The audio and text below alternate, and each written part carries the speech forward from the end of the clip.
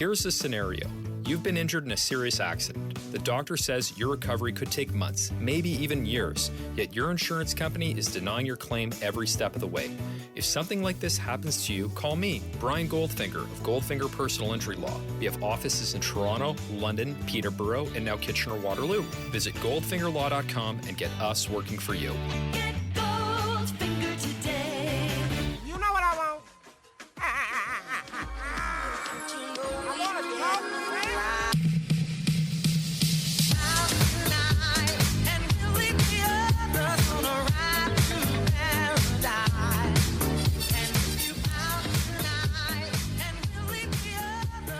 Daggone.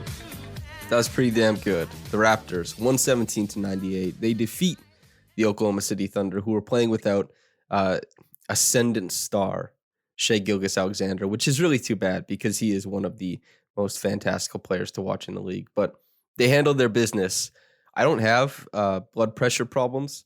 I hope I never do, honestly. But I don't know how else to describe this game, as like low stress would not spike your blood pressure. The Raptors faced an inferior opponent, and Pascal Siakam just kind of stomped. He put his foot down the very beginning of the game, and the Raptors from that point on never really let things get too hairy from that point. Whether it was like a Gary Trent Jr. 3 or a Fred VanVleet Jr. 3 or a Scotty Barnes flash into the post and a little push shot for an end one or something like that. When they were able to creep back within, like, I don't know, 5, 6, 7, something like that, the Raptors had an answer. And that was the most refreshing part of this, was the Raptors, for some part of this year, were just like the huge swing team. And that really started to normalize around January. And they weren't able to kick every aspect of that. We saw in the Pistons game, we saw in the Trailblazers game, we saw in the Wizards game. They ended up winning one of those, but there's these huge, ridiculous swings of points being traded between these teams. And the Raptors are on the wrong side of those swings. And because these games are close, they're on the right side of it. But they didn't worry about swings in this game. Sure, they gave up a 9-0 run, but it was after they built like an 18-point lead. That happens in basketball, of course. But the Raptors, they came together, beat an inferior team, did it in a very aesthetically pleasing way. They played quality defense. They pushed out the shell of their defense. They made the Thunder shoot a lot of threes. When there was penetration, they rotated over well. And on offense, they tuned into the stylings of Pascal Siakam. Yeah, he had 27, 16, and 5. And he shot 77% from the floor. And he didn't take a free throw. People who listen to this podcast and people who pay attention to my writing actually probably should recognize that as far as cataloging and doing analysis of Pascal's game, there's probably not somebody who's done it, more in depth than I have over the past however many years. And I got to tell you, I am running out of words because he made this look really easy. And 27, 16, and 5 on 77% shooting should never look easy at the NBA level. But he was just cascading across the court, grabbing boards, getting to the bucket, making passes, manipulating the defense, drawing doubles, passing out, drawing a double, escape dribble, re-engage, bucket, or even just shooting over a double because he felt like it right in the middle of the court. Like that little, I think it was a 13-foot fader that he hit with 2 guys on him. He didn't care. He's in the zone. He's in the flow. And while he isn't the flow like Fred VanVleet attributed to Gary Trent Jr., being in it is just as good for my money. He was fantastic. The third quarter was basically, he was just chilling out, and the Raptors went to other looks, and they still kept pace. Fourth quarter, he came in and just made sure that, like, okay, we're winning this game by a lot. And he got to a place where the numbers are insane, but the overall court control, the command for the offense, and the ability to change and manipulate the defense on the Raptors roster, actually on most rosters in the NBA, is unparalleled. He's reached the point, like, this is almost basketball. As somebody who was sitting here, saying, hey, fan base, Pascal is still really good. Like, it's going to come around. Forget the trade packages. Forget all that kind of stuff. Give him time. He'll bounce back.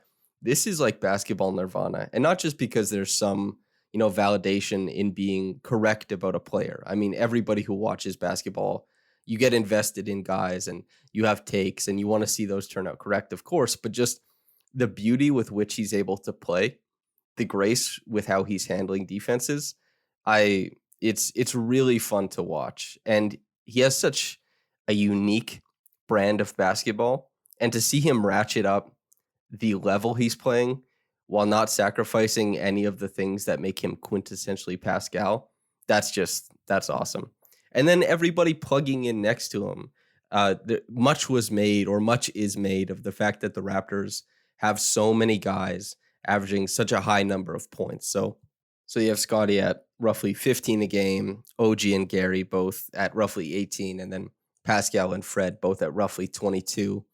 And this game was quite emblematic of how they like to score. Yes, Pascal came out and opened up the game by just ripping the Thunder to pieces, but also encapsulated in this is the fact that Pascal gets the ball, pushes really hard, and finds a guy who's doing the early work in transition in deep post position.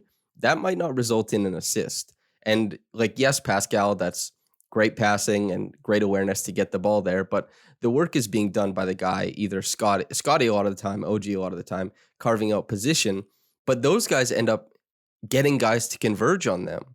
And so the best part about that is Gary Trent Jr. and Fred VanVleet get to trail these plays and walk into them as wide open 3-point shooters without even having to do anything, really. It's just the momentum, the inertia of the play bringing them up court is bringing them into shooting positions. And, OG or Scotty doing the early work like that, not only do they score, not only is that a way to kind of diversify the offense, but it also leads to great attempts from beyond the arc. And then last game they played, Gary Trent Jr. took a lot of possessions in the first half that probably would have otherwise gone to Fred. And this game, he was a little bit more low key and just, 5 for 12 is not anything to write home about. 2 of 5 from 3 is not crazy. It's 40%. I mean, everybody likes that. It's good. But this game, I think he was mostly kind of chilling out on offense, trying to be helpful, as a spacer, trying to be in the right spots to assist plays and stuff like that. But the biggest impact he made in this game was in passing lanes defensively. This has been something that was really, really strong at the start of the season, and I think has waned a little bit lately. But this was, a really punctuation because he was really sharp in passing lanes, and an inexperienced Thunder team coming in and trying to pass around the Raptors, you do have to worry about OG, and they felt that because OG's a hawk in the lanes. But Gary Trent Jr. was the guy who was really reaping the benefits and jumping the passing lanes, getting into spots where he's creating looks in transition. He's taking away opportunities from the Thunder. It's because he was like a passing lane savant tonight. He was really, really impressive. So, a muted offensive game, but really probably his best defensive game in some time. So I thought that was awesome. And even the fact that a muted offensive game for Gary Trent Jr. is 42% from the field, a couple threes, and 16 points. That's awesome. That is such a compliment to his game because he can go off. Everybody knows he can go off for 30 plus. He did it for 5 games in a row for gosh sakes. But it's a huge compliment to how much work he's put in that he just kind of is meandering into this type of positive output. That was awesome. And not to mention OG, the same thing applies, although he hasn't had as many big scoring performances as Gary, but it's been understood that defensively and offensively, his floor has sat for quite a long time as a fair bit higher than Gary's. Like in a so-so game for OG Anunoby, you'll expect better things than a so-so game for Gary Trent Jr. So Gary providing maybe a little bit more ceiling as a scorer, and OG maybe a little bit more dependability. But in this game, they were both they were so dependable. They were so helpful. OG, they started off the game getting him looks, as they so often do. I remarked upon this on Twitter, but it is kind of funny with playing Gordon Hayward and Duncan Robinson. They played the Heat 3 times in the past 3 weeks. Duncan Robinson quite a few times. And now Josh Giddey. It seems like because they like to give OG the post touches early, and he often gets either cross-matched or just straight up mismatched onto one of the, I don't know, weak white wings. It seems like sometimes the Raptors open up a game like, let's bully the white kid. You know, like there's kind of this unspoken rule on a basketball court at times, especially high level, that like the white guy on the court, you have to put him through the ringer defensively. JJ Redick has talked about this. And the Raptors, I don't know if they mean to do it, but they've kind of been operating with that ethos. And OG Anunoby has often been the hammer. He's been the bludgeoning tool that they've used. And he scored a basket to start the game on Giddey, right to the bucket. Easy work. But most of the good things in this game, I thought, from him were off ball. Just whether it was defensively really complicating some of the passes, making the Thunder push to looks as far as like closeouts and covering ground, push to looks that are secondary rather than primary, and also just as a shooter off ball. 3 made threes, helped out a ton, and that made up the bulk of his points in this game. And then finally, the young gun, Scotty Barnes and Fred VanVleet. So Fred, I've been so impressed by, because he was a guy for a large portion of this season who the Raptors just needed to play a lot of minutes. When he didn't play, they lost. When he did play, they did okay. And now we're seeing he's able to slide back in some games for portions of the game into these secondary, sometimes even like tertiary roles where he's playing second or third fiddle to one of OG, Scotty, Gary, or Pascal, and most often Pascal. Deservedly so, right? Like if you ask Fred, are you upset you're off ball more than you were earlier on in the season? You'd probably say, do you see what Pascal is doing with the ball? Why the hell would I be on ball some of these possessions, right? And he's so graceful in the way he works off ball. It really reminds you where he's come from. Of course, it's hard to miss out on where he's come from. He's an undrafted all-star, but the genesis of like his NBA career was as an off-ball guard who just shot the hell out of it and played really strong defense. And for pockets of the game, he just slides right back in there and does that. And then he can just immediately jump out of that and start running pick and roll, get to mid-range jumpers, get a switch and put like a big on skates and stuff like that. So seeing him mix the future, the present, and the past of his game every night, I think is just, it's really nice. And Scotty Barnes, free throws, man. He got to the line and he got to the rim, and it wasn't quite as dominating as Pascal, but the Thunder, I think, were equally as perplexed with how to deal with the question of how the hell do we guard this guy, because he's such a funky mover, and I don't think we have one guy who can stick him in single coverage, but they certainly didn't want to double Scotty Barnes because, he's this rookie who's coming in, and they're already doubling Fred on some of these possessions. They're doubling on Pascal in a lot of these possessions, and they have to send extra help at OG Anunoby. So why would we double Scotty Barnes? And in that vacuum of like, okay, you take the ball. He took 9 shots. He scored 17 points, had 4 assists. Like, he was super sharp in small doses. And also, as I talked about before, he's running out to get the hit-ahead pass from Pascal. And this is a relatively new development.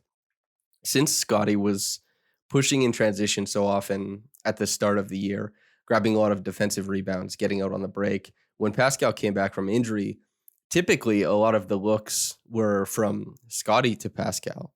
And now we've seen that's been kind of flipped as Pascal has taken on a larger on-ball role, and Scotty, while he's still fantastic, his possessions have been a little bit of a casualty of just this incredible Pascal run. And I think he's doing really great work in the in-between stuff to make sure he's still getting possessions. And Pascal is recognizing that work. He clears out for him on isolations. He makes sure to give him the ball on post-entry passes, and he makes the hit-ahead pass in transition. So I think it's graceful. The change in role and the change in usage that everybody's going through, it seems really graceful and natural right now. And it's hard not to when the offensive process is so good, especially Pascal. My God, he's just walking into every arena and breaking defenses. There's been plenty of coverage about it lately, especially on Raptors Republic, and which there should be. But the one day was like Pascal Day. Everything came out about Pascal. I think that was 2 days ago or maybe yesterday. And yeah, even today, I just put out like a video breakdown on the YouTube channel detailing how he's beating doubles and all that kind of stuff. So he deserves the love, and everybody else is working off of him brilliantly, I would say. And then the bench bad boys. I think Chris Boucher, like with a fairly one-note performance, but that's not a bad thing.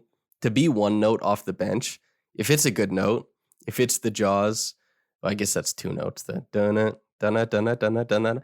People identify with that. It's very powerful. So let's say he's a two-note player right now, which is offensive rebounds. Well, let's group together just for the analogy. Offensive rebounds and cuts are grouped together, and then defense. And I think he's bringing it on both ends. The effort is palpable. I sound like a broken record about Boucher, but this game wasn't so different from all the other games that he succeeded, especially when the three isn't going down. Like, he's just a guy who's moving really well offensively and defensively.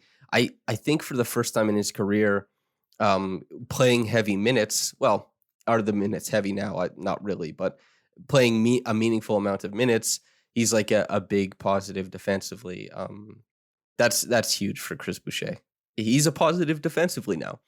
This was not the case. Not in big minutes. This wasn't something that we saw happening. And Precious, I think, was a really fun game, even if it was not that successful, because he took quite a few possessions and tried to just strike out on his own as a creator. And the Thunder have a lot of strange, lanky guys who are also trying to develop their handle and their shot creation akin to Precious Achiuwa, only they're not as strong as he is. So I think he probably identified, like, we're up in this game. This is my time to try some stuff out. And he did. It was largely unsuccessful, but I liked watching him try it out. So I wasn't I wasn't that hung up on it. I thought it was a fun little experiment. And then Banson, I mean, he's so quiet out there offensively. He's just trying not to muck things up. You see, like, every possession ends offensively basically with him under the basket. Like 85, 90% of them do. He's crashing the boards. He's trying to make, he's trying to win some of the margins for the Raptors. And in this game, not that big offensively, but defensively, the winning the margins is still very much part of what he's trying to do. And I think the defense I was totally fine with. I thought he fit in well once again. And there's not a whole bunch to say about him, but Kem Birch, chase down block. So that was nice to see.